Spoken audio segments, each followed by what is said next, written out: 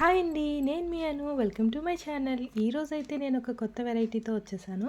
మా పెద్దమ్మ అయితే నాకు ఊర్లో నుంచి ఉడకబెట్టిన కొమ్ములైతే పంపించిందండి. అవి నీట్‌గా కట్ చేసుకొని అవి బాగా బాయిల్ చేసి అలా పెట్టినవి అనమాట. అవి నాకు మా పెద్దమ్మ గారు పంపించారు. ఇది ముక్కలుగా కట్ చేసుకొని చికెన్ కర్రీలాగా కుక్ చేసుకుంటే చాలా బాగుంటుందని ఒకసారి చెప్పాను కదా! అది ఇప్పుడు చేస్తున్నాను.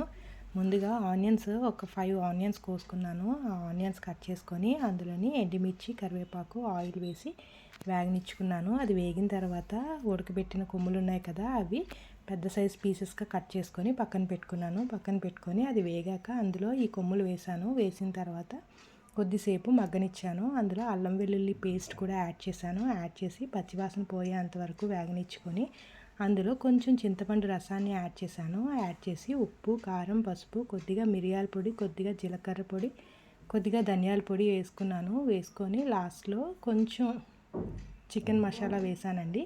వేసి కొద్దిగా టమాటో ప్యూరీ వేసుకొని కొద్దిగా వాటర్ వేసుకున్నాను. వాటర్ వేసుకొని అలాగా మగ్గనిచ్చాను. దగ్గరగా మగ్గిన తర్వాత టేస్ట్కి తగ్గట్టు సాల్ట్ చూసుకొని కావాలంటే వేసుకోండి. మళ్ళీను చూసుకొని దగ్గరకు అయ్యాక అది ఆఫ్ చేసుకొని వేడివేడి రైస్లోకి ఈ వర్షాకాలంలో తింటుంటే భలే ఉంటుందండి.